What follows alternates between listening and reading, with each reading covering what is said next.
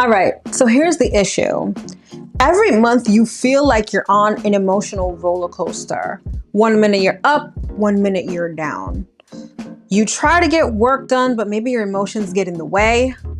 Or or at least you feel like that you should be doing some sort of inner work every month, but you have no idea what to do.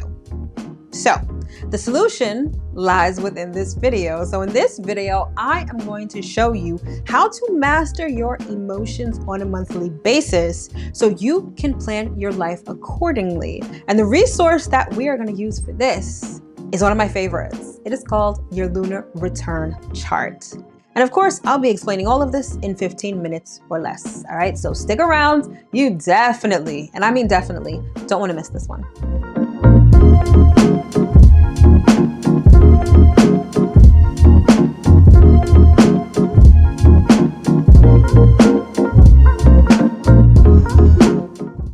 Hello, my loves. As always, I hope that this video finds you well and in excellent spirits. If this is our first time meeting, welcome. My name is Mel. I'm a professional astrologer and sound therapist, and I'm the founder of Divine Feminine Works, where I help people unlock their divinity and discover their magic. And as always, if you are returning, welcome back. So welcome to video 4 in our Moon Mastery series. And honestly, this is my favorite one. Okay, so we are going to learn how to use our lunar return chart in order to plan our months. Okay. Now, as I mentioned in the intro, maybe you feel like every month you're on an emotional roller coaster. And especially as a woman, that really probably is relevant, right? Because between our menstrual cycles and the fact that we are ruled by the moon, our emotions can be all over the place. And that can make it difficult to do the things that we need to do or even to do the things that we want to do. Enter your lunar return chart. Okay, this is the cheat code. This is the key that unlocks the door to productivity. And it's also the key that helps you make the most of every month. All right. So before we get into the details, obviously this is video number 4 in our Moon Mastery series. So if you haven't watched the series up until now, the links are in the description box below. So you can check all of those out before you get into this one. All right. So of course, we are going to put 15 minutes on the clock. Let's go. So like I said, emotional roller coaster every damn month. I know that that's how I was. I would have the best of intentions. I'm a Virgo sun, so I'm like, okay, let me plan this. I've got a whole bunch of to-do lists. I've got a whole bunch of schedules. Everything is down to a T. And then something would happen, like I would get triggered, and then all of a sudden I'm in bed for a day, or I'm feeling down and I don't know why. And it sort of throws a monkey wrench in my plans. Now, about 5 years ago, I stumbled upon the concept of a lunar return chart. Okay. Now, this may be something that may be completely foreign to you. Now, you may already understand the term return, right? We've got our solar return, which is our birthday. And essentially, it's when the sun returns to the same spot that it is in your natal chart. Well, it's the same for every planet, right? Including the sun, okay? I'm sorry, including the moon. And this happens every month. So whereas you have one solar return per year, you have one lunar return every month. And essentially the point of your lunar return is that it shows you what your emotional landscape is going to be like for the month, right? Maybe this is a month where you're doing some deep emotional work. Maybe this is a month where you are initiating something, right? Your lunar return can really tell you all of that. And why is this important? Again, because if you know what you're supposed to be working on in that month, you can plan accordingly. And so, like I said before, when I would have these months where I would have everything planned to a T and then my emotions would kind of sidetrack me, all I would do is look at my lunar return chart and I'd realize not only what I'm going through that month, because your lunar return will tell you the themes that you will encounter during that month, but it showed me what I needed to be focusing on and whether this was a month of rest or this is a month of action, right? And when you do this every month, you not only start to notice patterns, but you start to be able to plan better. Now, the best thing is to look at your lunar return chart before your lunar return begins.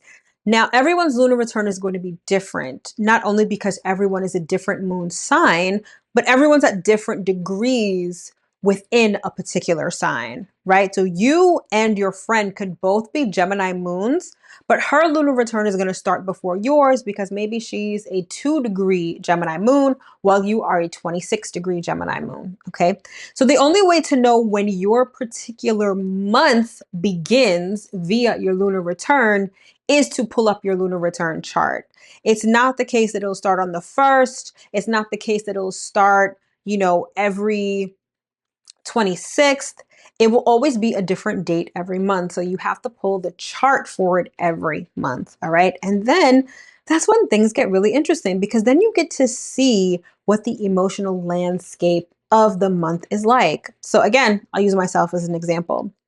So my last lunar return, and by the way, I'm a Pisces moon. So every time the moon is in Pisces, I experience my lunar return. And this last month, I had a lot going on. I revamped Divine Feminine Works and I launched the revamp on May 27th.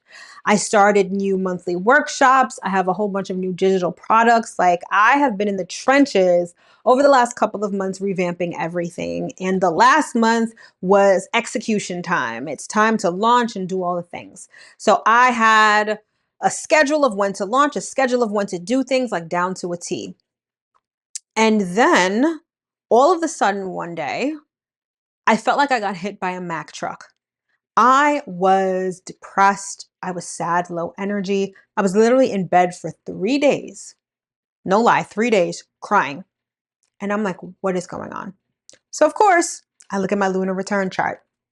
And essentially, I was going through a 12th house lunar return month.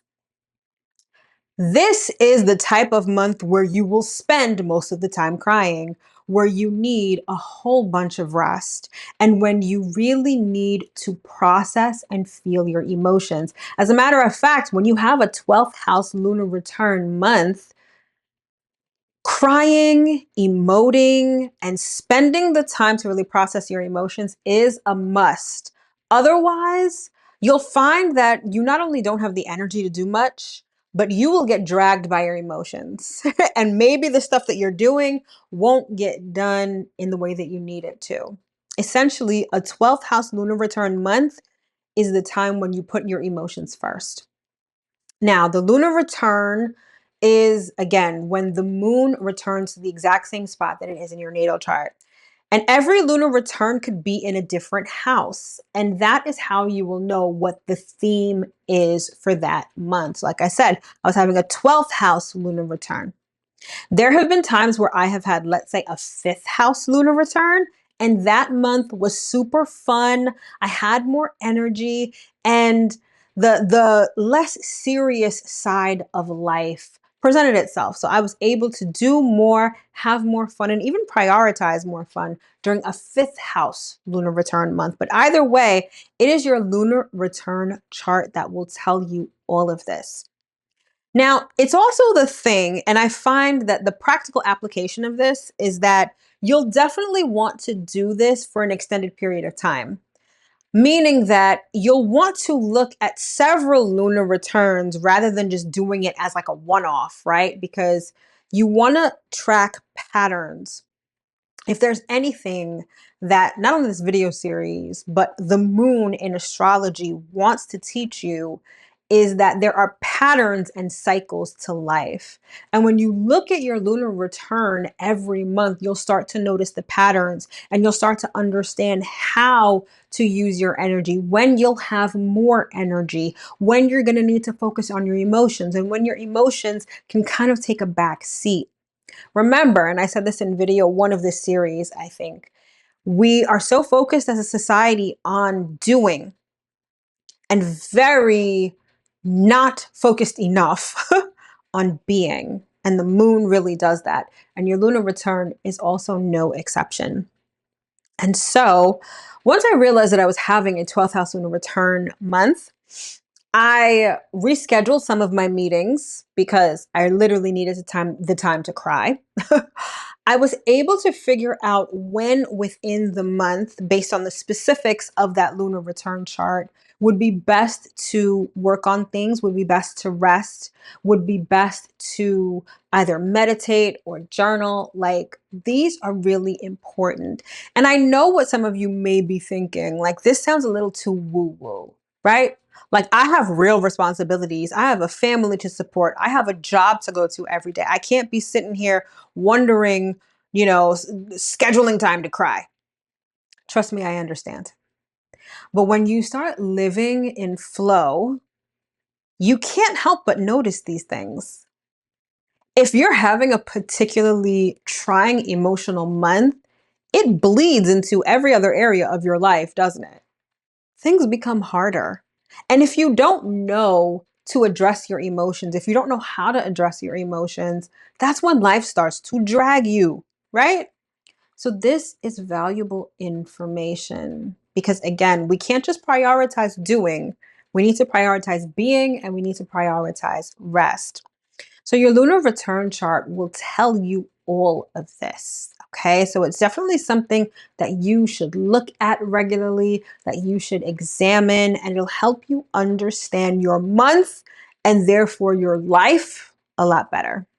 So, the one thing that I also want to emphasize with your lunar return chart is that when you are experiencing your lunar return, it's like your personal new month. Just like your solar return is your personal new year. It's like it starts the cycle all over again. And so, if your lunar return, think of it as your personal new or your monthly new moon. It resets the cycle. So it's not only just about understanding your emotions, it's not just about what your emotional landscape will look like that month. It's literally starting the cycle all over again. And so for you, wherever, and whenever during the month your lunar return occurs, this is the time when you can start over. It's almost the time like you can plant new seeds. Now, this can be a little confusing because let's say that your lunar return is happening during the waning phase. The waning phase is all about letting go and resting. Meanwhile, your current lunar return is about starting the cycle over. But essentially, what that means is you're just preparing to start anew, and a new cycle is starting. And that cycle that is starting at your lunar return is marked by the emotions that you'll be feeling. And your lunar return chart will tell you what will be surrounding or what this new cycle will be about. So, your lunar return isn't so much about, I'm going to manifest right now. It's about a new cycle is starting, and this is what this cycle is going to entail. This is how it's going to feel. This is what it's going to look like. This is if this is going to be a month where you rest or it's going to be a month of doing an action, right? Your lunar return chart will tell you all of that. And I'm really only skimming the surface because there's so much more that can be said about this, but that's sort of more for an advanced video. Okay, so maybe you're wondering, how do I get my lunar return chart? How do I read it? Of course, I've got you covered. So I have a service called the Mood Map. Okay, MOOD, the Mood Map. And this is a subscription service where essentially I read your lunar return chart every month. So I not only read the chart, but you get a private client portal where every month you'll get a pre-recorded video on your lunar return for that month. Not only that, you will get journal prompts and you'll get advice and different rituals to do for your particular lunar return. So you will know what is good every single month and how to act accordingly and how to take advantage of the energy. Okay, it's a subscription service because you got to do at least 6 months in order to really get the benefits of this. So you'll have your private client portal with all of this information at your fingertips every single month. All right, I love this. I use this personally for myself. It's the basis of everything that I do in my business. So I know when to do and what to do and when to do it. All right. And so if you're interested in signing up for the mood map, the link is in the description box below.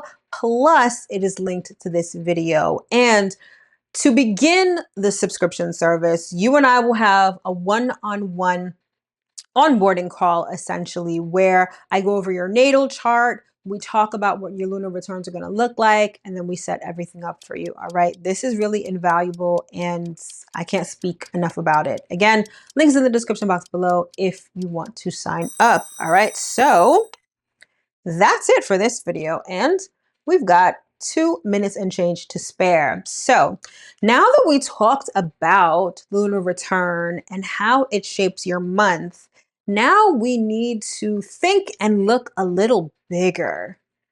And the question becomes, now that you know what your month is looking like, what chapter in life are you in? This is the big one.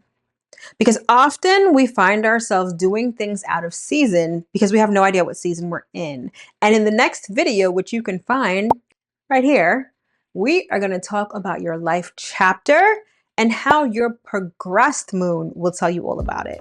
All right, so keep the party going. I'll catch you in the next video. I hope this one was extremely informative. I was about to say performative.